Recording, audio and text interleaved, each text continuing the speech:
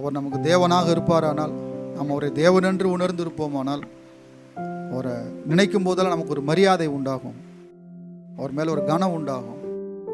பார்த்ததே இல்லை, ஆனால் அவரை நமக்கு தெரியும். தினந்தோறும் அவரோடு தான் நாட்களை செலவழித்து கொண்டிருக்கும்.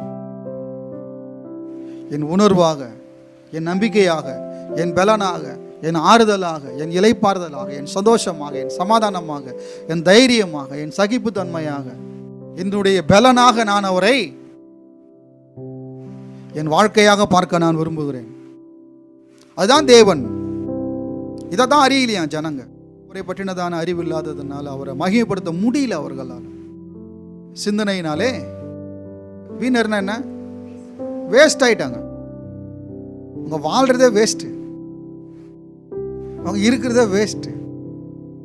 நான் சொல்ல, வசனம் சொல்லு. வீணரானார்கள். சிந்தனைகளில் தேவன் இல்லை, யோசனைகளில் தேவன் இல்லை, அவருடைய எண்ணங்களிலே தேவன் இல்லை. எனவே அவரை மகிமைப்படுத்த முடியவில்லை. ஏதாவது ஒன்று ஸ்லாகிச்சுக்கிட்டே இருக்கும் இந்த சிந்தனை.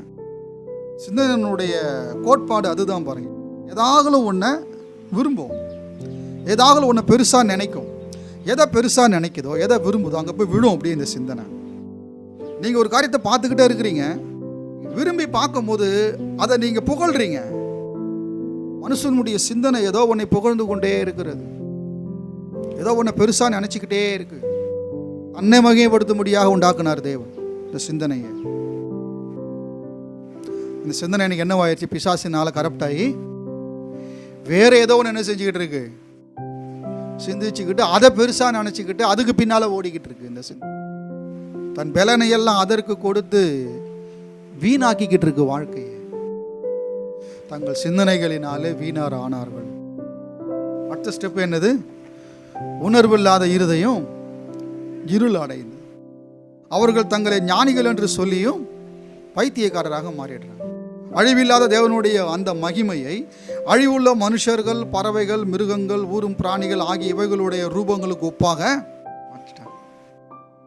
கடவுளுக்கு கொடுக்க வேண்டியதை அந்த நபருக்கு கொடுக்கிறது, கடவுளுக்கு கொடுக்க வேண்டியதை அந்த பாட்டுக்காரனுக்கு கொடுக்கிறது, அந்த நடிகனுக்கு கொடுக்கிறது, அந்த அரசியல்வாதி கொடுக்கிறது, அந்த பாஸ்டருக்கு கொடுக்கிறது, அந்த மனுஷனுக்கு கொடுக்கிறது, அந்த பெண்ணுக்கு கொடுக்கிறது, அந்த ஆணுக்கு கொடுக்கிறது, அந்த பொருளுக்கு கொடுக்கிறது. அது தேவனுக்கு கொடுக்கப்பட வேண்டியது.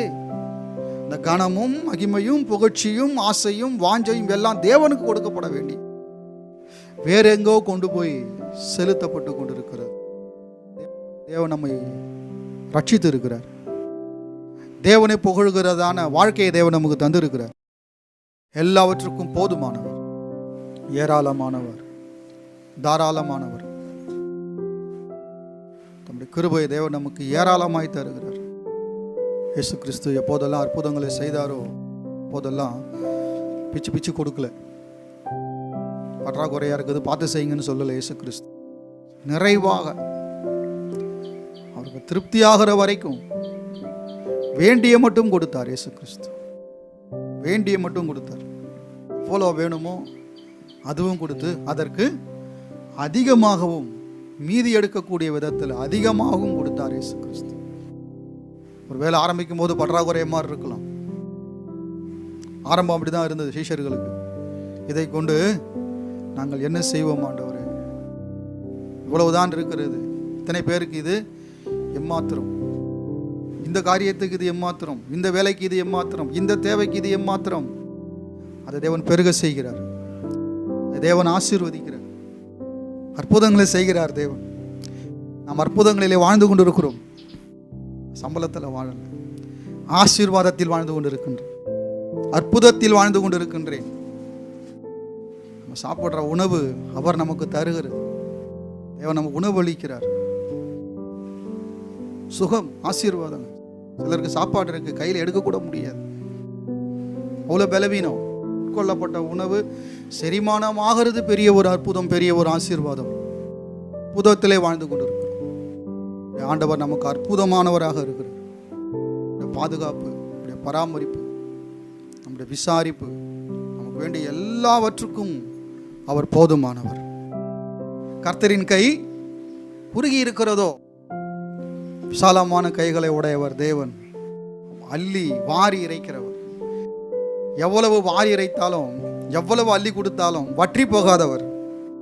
மீன்கள் வந்து கொண்டே இருக்கிறது, பிற்க பிற்க பிற்க பிற்க அப்போ வந்து கொண்டே இருக்கிறது. 6 கச்சாடி நிறைய ரசம். அவர் என்னை புல்லுள்ள இடங்களிலே மேய்க்கிறார். அவர் என்னை மேய்க்கிறார். எனக்கு தெரியாது புல் எங்கே இருக்கிறது என்று.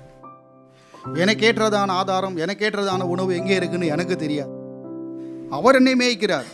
அமர்ந்த தண்ணீர்கள் அண்டை அவர் என்னை கொண்டு போய் விடுகிறார். எங்க நல்ல புல் இருக்கு, எங்க தண்ணி இருக்குன்னு ஆட்டுக்கு தெரியாது, ஆனால் மேய்ப்பனுக்கு தெரியும். மேய்ப்பன் கொண்டு செல்லுகிறார். என் ஜீவன் உள்ள நாளெல்லாம், இது ஒரு நாள் நடக்கிற விஷயம் இல்லை. ஏதோ இன்னைக்கு தந்துட்டார், நாளைக்கு என்ன நடக்குமோ தெரியல என்கிறதான சந்தேகம் எனக்கு இல்லை.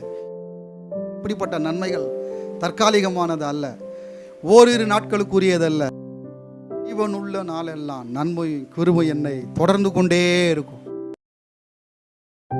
40ஆம் சங்கீதத்தில் தேவன் நமக்கு அடைக்கலம், தேவன் நமக்கு அடைக்கலமும் பலனும் ஆபத்து காலத்தில் அனுகூலமான துணையுமானவர். தேவன் நம்முடைய அடைக்கலமாக இருக்கிறார். நம்முடைய அடைக்கலம், நம்முடைய பலன்.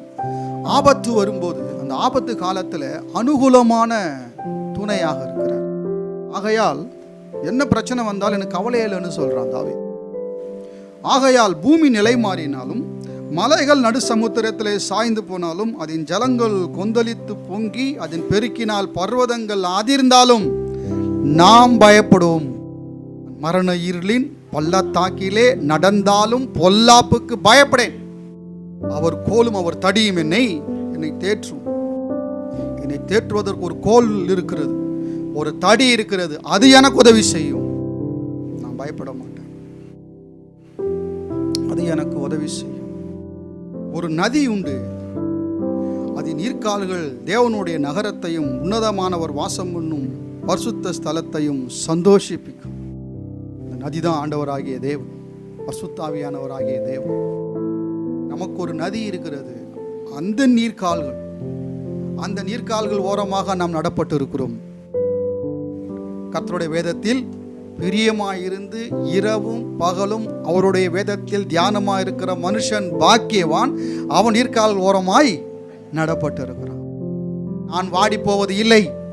காரணம் என்ன? நான் நீர்க்கால் ஓரமாக நடப்பட்ட மரத்தை போல் நான் இருக்கிறேன். வருத்தமின்றி என் கனியை நான் கொடுப்பேன். ஒரு நதி இருக்கிறது, அந்த நதி நம்மை சந்தோஷப்படுத்துகிறது, நம்மை மகிழ்ச்சியாக்குகிறது, நம்மை ஆறுதல் படுத்துகிறது, நம்மை தைரியப்படுத்துகிறது, நமக்கு பாதுகாப்பை தருகிறது. அந்த நம்பிக்கையில தான் இந்த நாள் வரைக்கும் வாழ்ந்துகிட்டு இருந்தோம். இனியும் அவரையே நம்பி நாம் வாழ்வோம். அவர் நமக்கு நிரந்தரமான நம்பிக்கை, நிலையான நம்பிக்கை, நிச்சயமான நம்பிக்கை, உறுதியான நம்பிக்கை.